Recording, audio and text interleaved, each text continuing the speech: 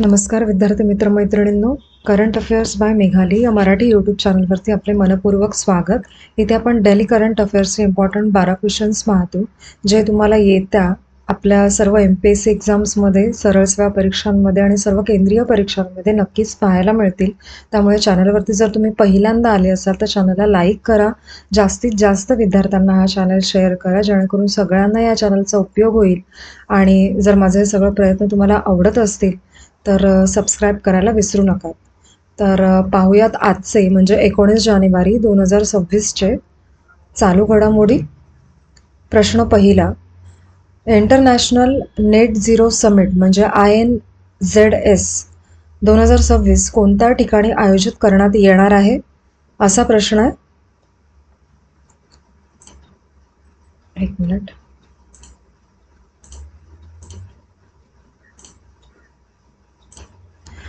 तर याचे योग्य उत्तर असणार आहे पर्याय क्रमांक बी, पणजी गोवा इथे.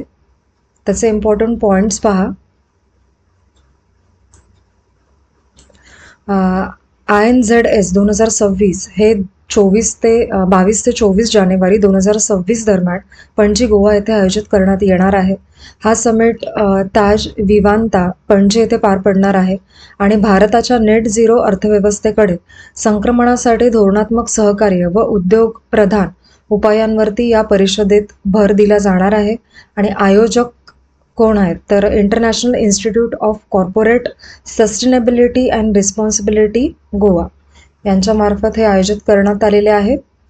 पुढील प्रश्न दुसरा, युगांडा अध्यक्षीय निवडणुकीत पुन्हा निवडून आलेले राष्ट्राध्यक्ष कोण आहेत, असा हा प्रश्न आहे. तर याचे योग्य उत्तर असणार आहे पर्याय क्रमांक सी, योवेरी मुसवेनी. त्याचे इम्पॉर्टंट पॉईंट्स पहा. मुसवेई यांनी युगांडाच्या अध्यक्षीय निवडणुकीमध्ये सुमारे 72% मतांसह दणदणीत विजय मिळवला. या विजयामुळे 81 वर्षीय मुसवेनी यांचा सत्ता काळ 5व्या दशकात प्रवेश करतो. विरोधी उमेदवार यांच्या कोण होते तर बॉबी वाईन किंवा रॉबर्ट कॅग्युलानी हे विरोधी उमेदवार होते. आणि निवडणुकीदरम्यान युगांडामध्ये इंटरनेट बंदी लागू करण्यात आली होती.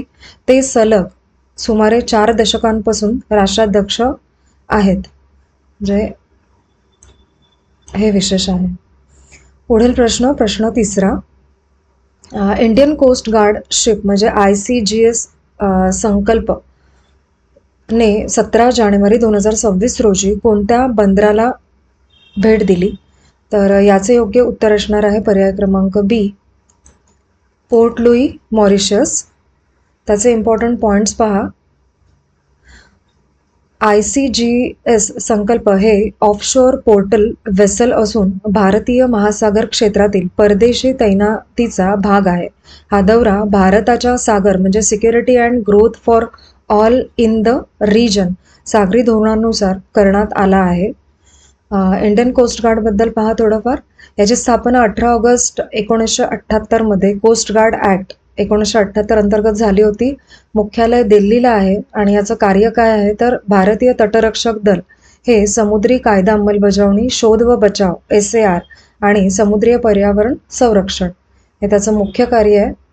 पुढील प्रश्न चौथा, 2026 साली साजऱ्या होणाऱ्या प्रजासत्ताक दिनाच्या सोहळ्याची मुख्य संकल्पना म्हणजे थीम कोणती असण्याची शक्यता आहे किंवा कोणती निश्चित करण्यात आलेली आहे, तर याचे योग्य उत्तर आहे पर्याय क्रमांक C, 150 years of Vande Mataram.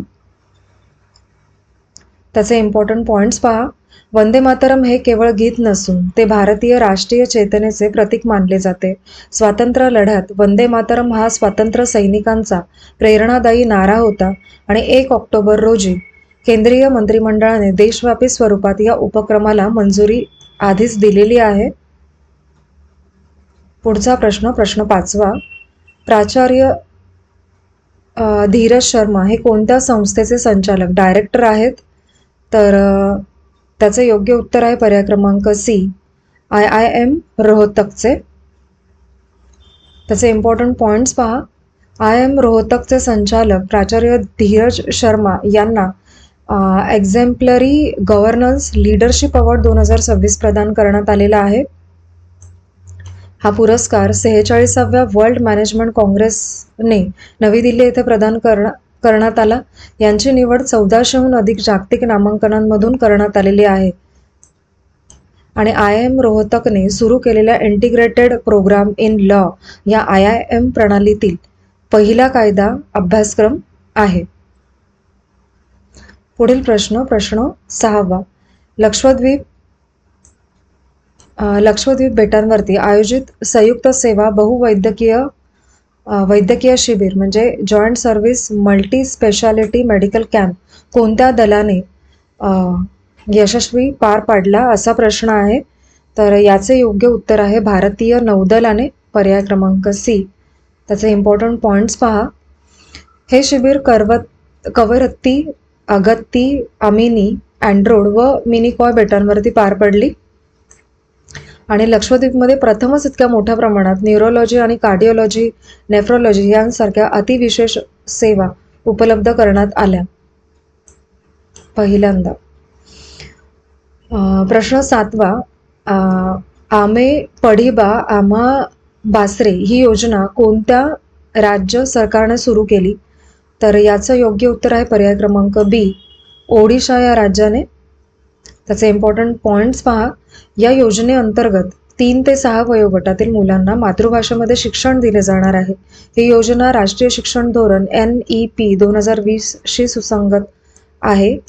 आणि पहिल्या टप्प्यामध्ये मुंडा, कुई, साऊरा, कुई, गोंडी व कोया या 6 आदिवासी भाषांचा यामध्ये समावेश असणार आहे. आणि सोबतच ओडिशा सरकारने बालविवाह रोखण्यासाठी 100 दिवसांची मोहीम आणि किशोरवयीन गर्भधारणा रोखण्यासाठी पायलट प्रकल्प सुरू केला आहे. येथे पण 2 प्रश्न तयार होतात. पुढील प्रश्न 8वा.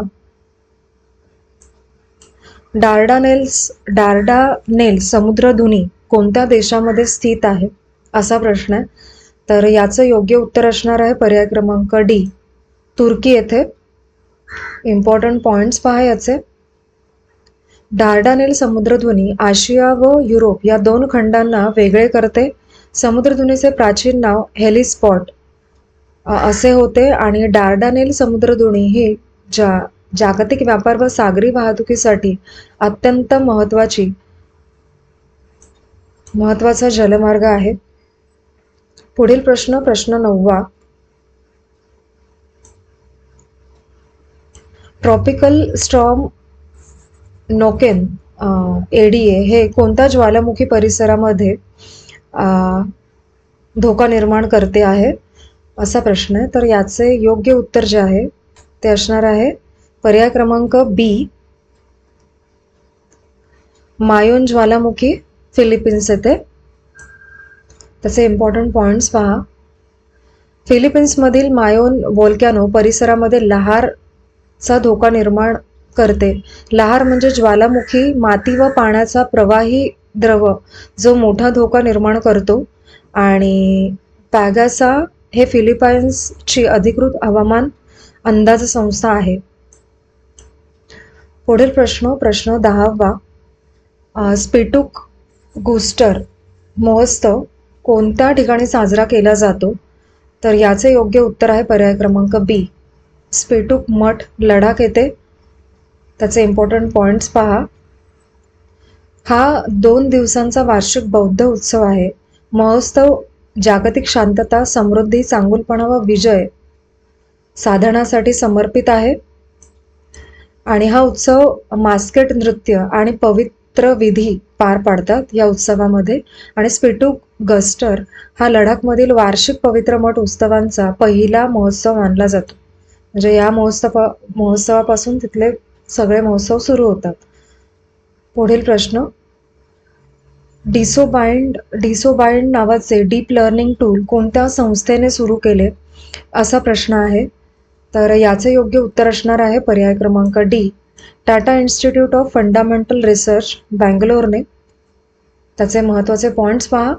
हे tool intrinsically disordered proteins IDP आणि त्यांच्या पार्टनर्स प्रोटीनशी बांधण्याची पद्धत अनुमानित करते. IDPs मध्ये अशी प्रोटीन जी ठराविक रचना नसलेले आणि स्वरूप बदलणारे असते आणि डिसोबाइंड प्रोटीन लँग्वेज मॉडेलचा उपयोग करून मिलियन्स प्रोटीन सिक्वेन्सवरती ट्रेन केले जाते. पुढील प्रश्न आणि आपला आजच्या लेक्चरचा शेवटचा प्रश्न. भारताचे पहिले open sea marine fish farming project कोठे सुरू झाले आहे? तर याचे योग्य उत्तर आहे पर्याय क्रमांक सी, उत्तरखाडी अंदमान समुद्रामध्ये. त्याचे इम्पॉर्टंट पॉईंट्स पहा. याचं उद्दिष्ट काय आहे तर ब्लू इकॉनॉमी वाढवणे आणि मच्छीमार समुदायांचे उत्पन्न वाढविणे. प्रोजेक्टमध्ये मरीन फिन फिश आणि सीवीड केज धारित शेती केली जाते आणि ही योजना NIOT तंत्रज्ञान व केंद्र सरकार अंदमान प्रशासन यांच्या सहकार्याने राबवली जात आहे. तर आपले आजचे 19 जानेवारी 2026चे करंट अफेअरचे लेक्चर झालेले आहे. एकच रिक्वेस्ट आहे की लेक्चर तुम्ही शेवटपर्यंत पाहत जा आणि तुम्हाला जर काही चेंजेस हवे असतील तर तुम्ही कमेंटद्वारे सांगू शकता. आणि हे लेक्चर आजचे तुम्ही शेवटपर्यंत पाहिलेत त्याबद्दल थँक्यू सो मच.